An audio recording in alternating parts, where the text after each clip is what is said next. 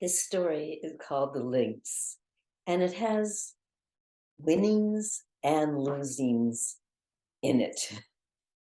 And it's a tribute to our friend Dave. That's a friend of my husband's and myself.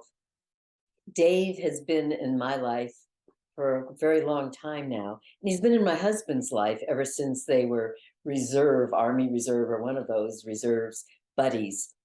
And he became a history teacher, and he's really quite the history buff and would bring all kinds of interesting and odd things into our lives.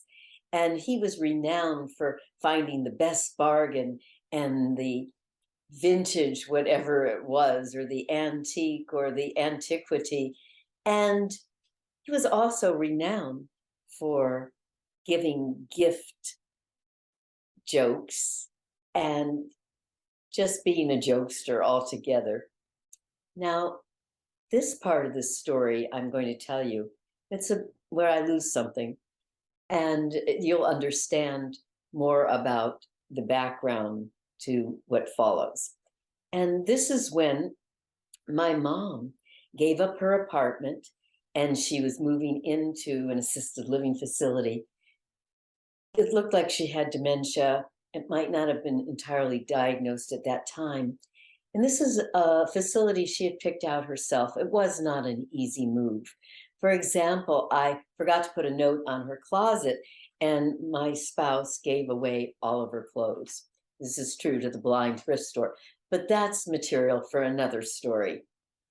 Now, Dave had relationships with various auction dealers and estate sales people. And he was going to meet me on this particular day and take me to one of his buddies where he would make sure I got a decent deal. Well, I was by myself at the apartment, and some people came by and they were looking at things. And my little flip phone in those days had run out of battery. I couldn't call Dave. And so I went on and met the people myself. Oh, that was a catastrophe. And the worst possible deals were made that day. And people saw that I was in a rather emotional state and really plied their trade, which was to take advantage of folks like me. And that's the truth of it. Dave and I spoke later that day. When I told him what happened, he was so sorry. He wanted to know why I didn't call. I'd run out of battery. So that is a story of me losing potentially quite a bit of money.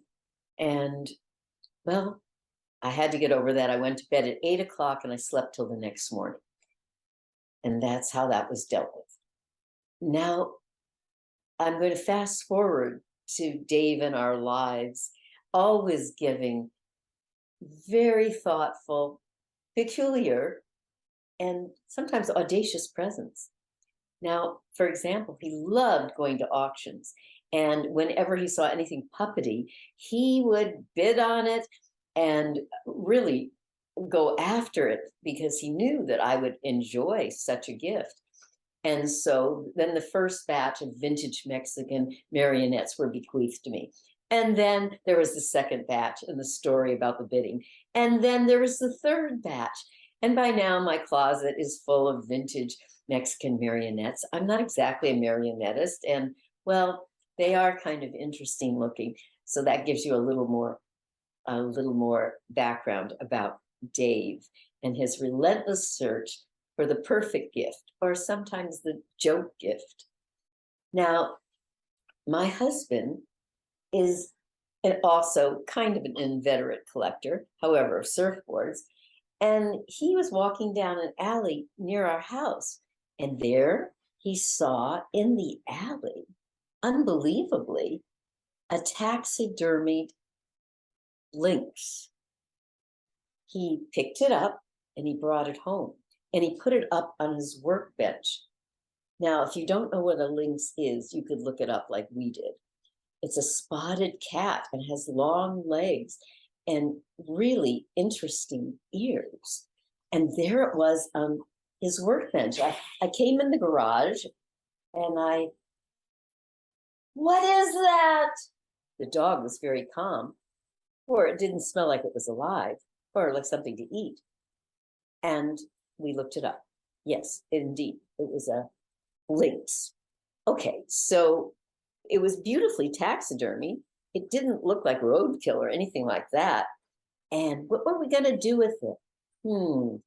Dave's birthday, a surprise party was coming up.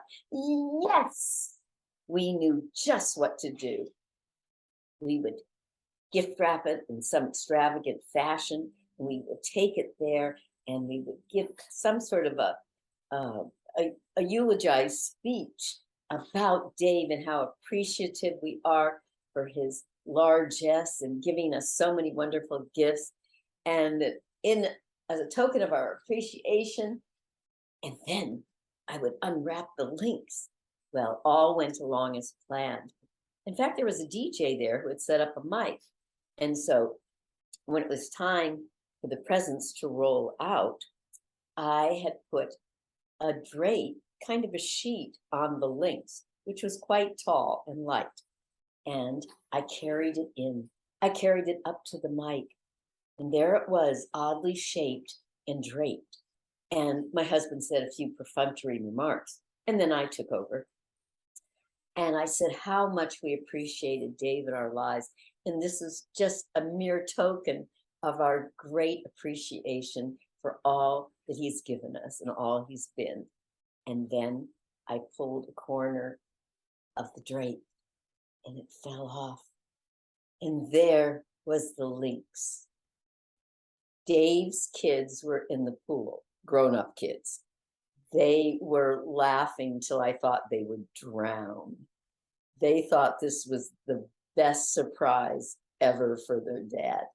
Well, you would think that Dave would have been slightly stupefied. He was not. I was still holding the lynx.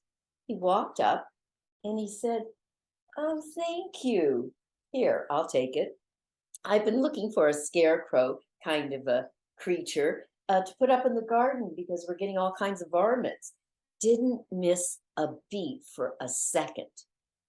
So I implored him to go on with the gifts and I would take the lynx up. And I walked up 2 terraces and I put the lynx in his garden, where I hear it remained for another 2 weeks or so.